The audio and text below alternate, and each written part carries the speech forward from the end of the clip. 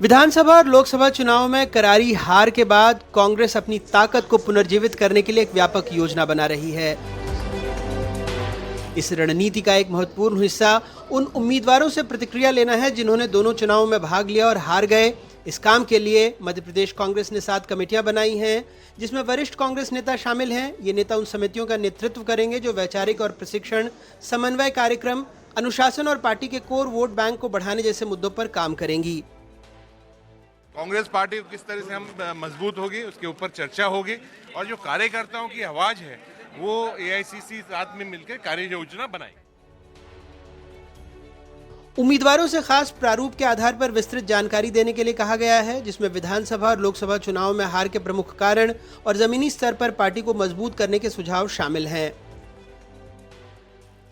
हार के कारण तो जनता ने साथ नहीं दिया, कहीं ना कहीं हमारी संगठन में थोड़ी बहुत कमजोरी जो हमें काम करना चाहिए था हम नहीं कर पाए।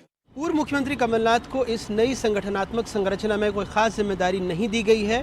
इससे पार्टी के भीतर भी कुछ भौहें तन रही हैं और विपक्ष भी सवाल उठा रहा है। इस मंथन के बाद कांग्रेस ने अलग अलग जवाबदारी देते हुए 7 अलग अलग समिति बनाई है, जिसकी जवाबदारी अलग अलग बड़े नेताओं को दी है। इन समितियों में प्रदेश के हर छोटे बड़े नेता को शामिल किया गया, लेकिन सूची देखने के बाद आश्चर्य हो रहा है कि इसमें कांग्रेस के वरिष्ठ नेता, प्रदेश के पूर्व मुख्यमंत्री कमलनाथ जी का नाम नदारद है। कमलनाथ जी को उन 7 समितियों में से एक में भी जगह नहीं दी गई। समझा जा सकता है कि कांग्रेस कितनी गंभीर है। बात तो खड़े होने की कर रही है, लेकिन इस फैसले के बाद कांग्रेस का लड़खड़ाना तय है। उम्मीदवारों से कुल डाले गए वोट और उन्हें मिले वोट के आंकड़े भी मांगे गए हैं, जिसमें जीत और हार का अंतर शामिल है। इन आंकड़ों से पार्टी नई रणनीति बनाएगी, जिसका मकसद पार्टी की स्थिति को मजबूत करना और भविष्य के चुनावी संघर्षों की तैयारी करना है।